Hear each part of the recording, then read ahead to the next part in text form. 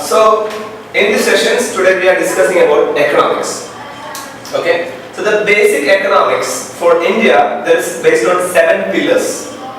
7 pillars means the pillar number 1 is banking and finance. Pillar number 2 is fiscal policies. So we can say the basic core of Indian finance is 2. One is fiscal policies and the second is monetary policies. What's the meaning of the word monetary? Monetary means what? Money.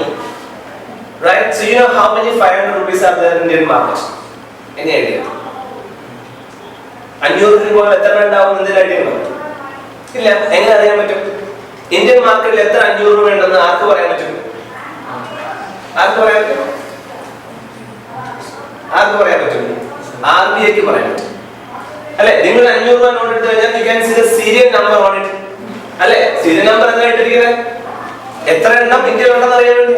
So the flow of money through the market, ഇന്ത്യയിലൂടെ എത്ര 500 രൂപ ഒഴുകി പോകുന്നു എന്ന് ചിന്തിക്കുന്നത് അല്ലെങ്കിൽ പറയുന്നത് അല്ലെങ്കിൽ അതിനുവേണ്ടിയുള്ള പോളിസീസ് ആണ് monetary policies. So my question is, who is controlling monetary policies? Governor of RBI. Correct? So RBI governor is connected with monetary policy. So who is he? Urjit Patel. This photo is Urjit Patel. So Urjit Patel is the man who is controlling the flow of money in the market. Now I ask you, എങ്ങനെയാണ് നിങ്ങളുടെ കയ്യിലേക്ക് 500 രൂപ വരുന്നത്? Urjit Patel നേരിട്ട് കൊടുത്തല്ലോ. No, then from where you are getting the money? എവിടെ നിന്ന് കിട്ടും? ഒരു സ്ഥാപനത്തിന്റെ പേര് പറയൂ. Bank. That's the point. So you are getting these currencies through bank from RBI. Spon clear? And bank ൽ പല വഴികളുണ്ട്. ബാങ്കിന്റെ ഔട്ട്ലെറ്റിൽ പോയി വാങ്ങിക്കാം, ATM ൽ നിന്ന് എടുക്കാം. പുതിയ currencies എല്ലാം അതിലല്ലേ കഴിക്കുന്നു. So bank has different arms through which this money is flowing to you. And the same way the money can be taken away by the bank. നിങ്ങളുടെ കയ്യിൽ വരുന്ന പൈസ തിരിച്ചെടുക്കാനും ആർക്ക് പറ്റും? ബാങ്കിന് പറ്റും. ഇത് രണ്ടും ആ ബാങ്കിനെ കൊണ്ട് ചെയ്യുന്ന ആരാണ്? RBI. You get it? So the flow of money, how many 500 rupees are there in India, how many 2000 rupees are there in India, all are decided by the RBI. So for controlling these things they have their own policies. Correct? അവരുടെ രീതികളുണ്ട്. So that policy is what we call as monetary policies. ഇപ്പോൾ clear അല്ലേ? മനസ്സിലായോ? So the next point is the fiscal policy. Next one. Fiscal policy is controlling by this guy. Who is that? That means government. So the government is taking care of something in India. Very simple. GST. What is that? Goods and service tax. Goods and service tax is imposed on you. നിങ്ങളുടെ മുകളിൽ അത് ഏൽപ്പിച്ചത് ആരാണ്? Government of India. Clear? So that type of policies associated with the taxation is fiscal policies. You get my point clear? Everyone? So the two policies are very clear for you right now. The first one is monetary policies, second one is fiscal policies. So tomorrow I am changing 500 notes and I am introducing 300 notes. Which policy? Which policy? I need the name. Monetary policies. You get my point? Clear? So next day I am changing the GST of water bottle from 5% to 10%. Which policy? That's it. Clear? So this is the difference between fiscal policy and monetary policies. Then the associated with fiscal policy you are having budget, taxation, subsidies and fiscal deficit. Deficit means in Malayalam it's called as kammi. Koravu.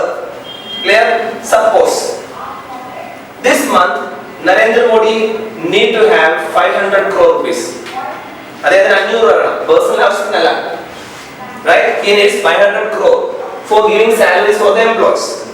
അത് എങ്ങനെ അദ്ദേഹത്തിന് പൈസ ഉണ്ടാവും? ഗവൺമെന്റിന് എങ്ങനെ പൈസ ഉണ്ടാവും? Taxation. അപ്പോൾ ടാക്സുകൾ ഇമ്പോസ് ചെയ്ത് അത് കളക്ട് ചെയ്തില്ല ഗവൺമെന്റ് പൈസ വരിക. അങ്ങനെ ടാക്സ് കളക്ട് ചെയ്ത് വന്നപ്പോൾ 300 crore ഉള്ളൂ, 300 കോടി ഉള്ളൂ. എത്ര കുറവ് വന്നു? 200 കോടിയുടെ കമ്മി വന്നു. So what we call as deficit or fiscal deficit. ധനക്കമ്മി. അല്ലേ? കേരളത്തിലായതുകൊണ്ട് നമുക്ക് ആ വേർഡ് കിട്ടുന്നുണ്ട്. Because everything coming. Got it? So we have ധനക്കമ്മി in Kerala. Okay? So national level is also possible. That's a physical deficit. So what is monetary policy? The flow of money and the controlling the money flowing in the market. Market means നമ്മുടെ കയ്യിൽ നമ്മൾ സാധാരണക്കാരല്ലേ പൈസ. This is first one. Second one is what is fiscal policy? Taxation, subsidies, budgets, everything. So these two have different sides and also have some connection. Tamil connections on it. Clear? So the third one is international policies.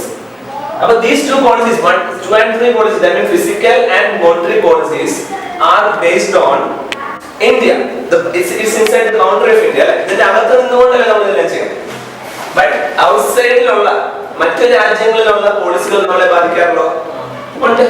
For example, suppose ഇപ്പോൾ ഇറാനും ഇറാഖും അല്ലെങ്കിൽ മറ്റ് Gulf രാജ്യങ്ങൾ ഓയിലിന്റെ price variations വരുത്തുന്നു വിചാരിക്കാം. സ്വാഭാവികമായിട്ടും ഒരു കുപ്പി ഓയിൽ, കുപ്പി മീൻസ് ബാരൽ, ഒരു കുപ്പി ഓയിൽ സപ്പോസ് 1000 രൂപ വിചാരിച്ചു. അത് അവിടെ ഷിപ്പിൽ കയറി ഇവിടെ വരുമ്പോൾ 1000 രൂപ. അത് ഉപയോഗിച്ച് നമ്മള് പമ്പുകൾ വഴി ലോറികളിലെല്ലാം പെട്രോൾ എല്ലാം അടിച്ച് ഡീസൽ എല്ലാം അടിച്ചിട്ട് സാധനങ്ങളെല്ലാം അങ്ങോട്ടും ഇങ്ങോട്ടും തക്കാളിയും കോവയ്ക്കും എല്ലാം കയറ്റി അരിയൊക്കെ നമുക്ക് കിട്ടും കേരളത്തിൽ. ശരിയല്ലേ? ഇങ്ങനെയുള്ള economy is connected through, right? Suppose I am the sheikh bin whatever it is of the Gulf country ആണെന്ന് വിചാരിക്കാം. So I change the price from 1000 per this barrel to 5000 rupees. Because these are my own properties. എന്താ അറിയില്ലേ? അപ്പൊ എനിക്ക് പൈസ ഉണ്ടാക്കാൻ വേണ്ടി ഞാൻ എന്ത് ചെയ്യണം? I am doing this. 5000 രൂപയിലേക്ക് മാറ്റി ഓരോ ബാരലും. സ്വാഭാവികമായിട്ടും ഇവിടെ ഇപ്പൊ എത്ര രൂപ കിട്ടും? ഇന്നലെ 1000 രൂപ കിട്ടിയ ബാരലിൽ നിന്ന് 5000 രൂപയ്ക്ക്. അപ്പൊ അത് ഡീസലിന്റെ വില വ്യത്യാസം വരില്ലേ? പമ്പുകളിൽ വ്യത്യാസം വരുമോ? പമ്പുകളിൽ നിന്ന് ലോറിക്ക് അടിക്കുന്ന പൈസ വ്യത്യാസം വരില്ലേ? ലോറിയിൽ പണ്ട് തക്കാളി ഒരു ചാക്കിന് കൊണ്ടുപോവാണെങ്കിൽ ഇപ്പൊ തക്കാളിക്ക് അവർ ആ ചാക്കിന്റെ വില കൂട്ടില്ലേ? അപ്പൊ കടക്കാരൻ തക്കാളിയുടെ വില കൂട്ടുമോ? കുറയ്ക്കുമോ? കൂട്ടും. നിങ്ങളുടെ കയ്യിലുള്ള പൈസ കൂടുതൽ കൊടുത്താലേ തക്കാളി മേടിക്കാൻ പറ്റുള്ളൂ. അപ്പൊ നിങ്ങളുടെ കയ്യിലുള്ള തക്കാളി വരെ കണക്ഷൻ വിത്ത് ബാരൽ ഓയിൽ. അപ്പൊ സ്വാഭാവികമായിട്ടും ഗവൺമെന്റിന്റെ കയ്യിൽ ടാക്സ് വേണ്ടേ? ഗവൺമെന്റിന്റെ policy ബാധിക്കില്ലേ? So the point is, these kind of international policies are also connected with the monetary and fiscal policies. Is it going clear, everyone? So this is the total financial structure of India. Which are the policies? Monetary policies, fiscal policies, international policies. So you had the name WTO, World Trade Organization. Very good. So World Trade. So ഞാൻ പറഞ്ഞു 1000 രൂപയുടെ barrel is now 5000. So this trading, like business അല്ലേ ചെയ്യാ? Right? See, there is lots of clash between India and Pakistan all the time. നമുക്ക് എപ്പോഴും sharing of bullets, killing of soldiers everywhere. But there is no fight between India and China. You see that? Because there is no fight. നിങ്ങളുടെ ചരിത്രത്തിൽ അല്ലേ ജനിച്ചിട്ട് ഇത്രയും കാലമായിട്ട് എവിടെയും കേട്ടിട്ടുണ്ടോ നമ്മളൊരു ചൈനീസ് സോൾജിയറെ വെടിവെച്ചെന്നോ ചൈനീസ് സോൾജിയർ നമ്മളെ വെടിവെച്ചെന്നോ? നോ. പക്ഷേ പാകിസ്ഥാനേക്കാളും കൂടുതൽ we are sharing boundary with China. But we are safe. Why? Because 3.6 billion business is there between India and China. അപ്പോൾ ഒരു ബുള്ളറ്റിന്റെ അങ്ങോട്ടും ഇങ്ങോട്ടും മൂവ്മെന്റ് നടന്നു കഴിഞ്ഞാൽ ആ ബിസിനസിനെ ബാധിക്കും. സോ രണ്ട് ഗവൺമെന്റുകളും വളരെ സൂക്ഷിച്ച് അത് ഡീൽ ചെയ്യും. കാര്യം അങ്ങോട്ടും ഇങ്ങോട്ടും നമ്മൾ വല്ലതും പറയുന്നുണ്ടെങ്കിൽ we are very safe. This ബിസിനസിനെ ബാധിക്കും. So trade is very important. So trade is connected with the Indian monetary policies and Indian fiscal policies. International trade. Is point clear, everyone? Okay? So then one more terms I am dealing with, BOP, balance of payment. BOP means balance of payment. You know export, നമ്മൾ export ചെയ്യാറുണ്ട്, പിന്നെ import ചെയ്യാറുണ്ട്. നിങ്ങളുടെ രാജ്യത്തിന് our country which is best, export or import? Think about it. Give you a few seconds for thinking. Exports or import?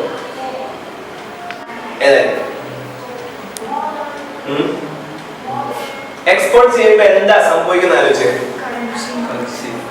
ഇങ്ങോട്ട് വരും അങ്ങോട്ട് പോകും.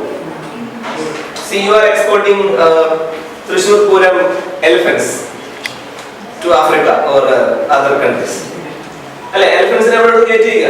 ഒരാനക്ക് സപ്പോസ് ഇപ്പോൾ ഒരു 50 ലക്ഷം രൂപ, 50 ലക്ഷം ആനയ്ക്ക് കൊടുക്കുമ്പോൾ ആ 50 ലക്ഷം മറ്റു രാജ്യങ്ങളിൽ ഇങ്ങോട്ട് കയറ്റി വരുന്നത്. അപ്പൊ നമ്മുടെ രാജ്യത്തല്ലേ പൈസ കൊടുക്കുന്നത്? ആന പോകുന്നുള്ള ശരിയാണ്. ക്ലിയർ? നമ്മുടെ കയ്യിൽ പൈസ കൊടുക്കുന്നില്ല. നേരെ തിരിച്ച് ഞാൻ ആനയെ ഇമ്പോർട്ട് ചെയ്താലോ എന്റെ കയ്യിൽ നിന്ന് അങ്ങോട്ട് പൈസ കൊടുക്കണ്ടേ? അപ്പൊ ഏതാ ബെസ്റ്റ്?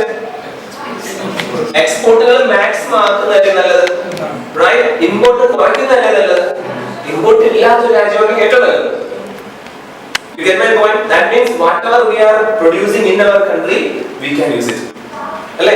ഞാൻ എന്റെ രാജ്യത്ത് സപ്പോസ് തക്കാളി, വീണ്ടും തക്കാളി is my best one. തക്കാളി only throughout the economic class we are discussing തക്കാളി or tomatoes. So tomatoes ഞാൻ ഇന്ത്യയിൽ പ്രൊഡ്യൂസ് ചെയ്തു. Okay, suppose ഒരു 1 million crore lakhs ഒത്തിരി ടൺ കണക്കിന് പ്രൊഡ്യൂസ് ചെയ്യും. അത്രയും തക്കാളി നമുക്ക് ആവശ്യമില്ല. അപ്പൊ ഇന്ത്യൻ പോപ്പുലേഷൻ വേണ്ട തക്കാളി മാറ്റിയിട്ട് എടുത്തു വെച്ചു. ബാക്കി കിടക്കുന്ന തക്കാളി വേണം. അതാണ് സർപ്ലസ് തക്കാളീസ്, സർപ്ലസ് ടൊമാറ്റോസ്. അത് നമ്മൾ എന്ത് ചെയ്യും? ഇനി ഇവിടെ നിന്ന് ചിന്നുള്ളൂ. So maximum we can make money out of it. നമ്മൾ അത് എന്ത് ചെയ്യും? എക്സ്പോർട്ട് ചെയ്യും. പക്ഷെ our country is such a country where population is so high, so we cannot now export items. ഇവിടെ തന്നെ ഉണ്ടാക്കുന്നത് ഇവിടെ തികയുന്നില്ല, കാരണം അത്രയും പട്ടിണിയാണ്. So what we are doing right now? Importing it. So right now we are a culture of importing items, so that is not good for us. മനസ്സിലാവുന്നുണ്ടോ? So നമുക്ക് എന്ത് ചെയ്യണം? ഇവിടെ തന്നെ കൃഷി ചെയ്ത്, ഇവിടെ തന്നെ പ്രൊഡ്യൂസ് ചെയ്ത്, ഇവിടെ തന്നെ മാക്സിമം ആൾക്കാർക്ക് ഭക്ഷണം കൊടുത്ത് അവരെ ഹാപ്പി ആക്കി മിച്ചം വരുത്തി അത് കയറ്റേക്കും. So that is business throughout. ഈ വേരിയേഷൻസ്, ബാലൻസ് ഓഫ് പേയ്മെന്റ് എന്ന് പറയുന്നത് ഇതാണ്, export minus import variations. Correct? Export കൂടുതലാണെന്ന് വിചാരിച്ചോ, ഇമ്പോർട്ട് കുറവാണ്. സോ ഏറ്റവും ബെസ്റ്റ് ഏതാ? എക്സ്പോർട്ട് കൂടി ഇമ്പോർട്ട് കുറയ്ക്കുന്നതല്ലേ? ഇമ്പോർട്ട് കൂട്ടി എക്സ്പോർട്ട് കുറയ്ക്കുന്നതാണ്. എക്സ്പോർട്ട് കൂട്ടിയിട്ട് ഇമ്പോർട്ട് ഇല്ലാതാക്കണം. That's the best. Clear? So അങ്ങനെ നടക്കില്ല, because fluctuation is there. Got it? So this is what we call as BOP, balance of payment. Payment is വ്യത്യാസം. Okay? And international relations, World Trade Organization policies. CAD means current account deficit. That we will discuss later. So which are the main important points we discuss right now? Monetary policies, fiscal policies, and international policies that is affecting Indian policies. So budget is part of which policy? Fiscal. Okay. Currency change is part of which policy? Okay. And the image in the currencies. 500 രൂപയിൽ ഏതാ image? ഒരു പടം പോയി കണ്ടിട്ടുണ്ടോ? ആർക്കാദ്യം അത് കണ്ടു. വേറെ ഒരു പിക്ചർ ഉണ്ട്. Red fort. So these are change, color is changing.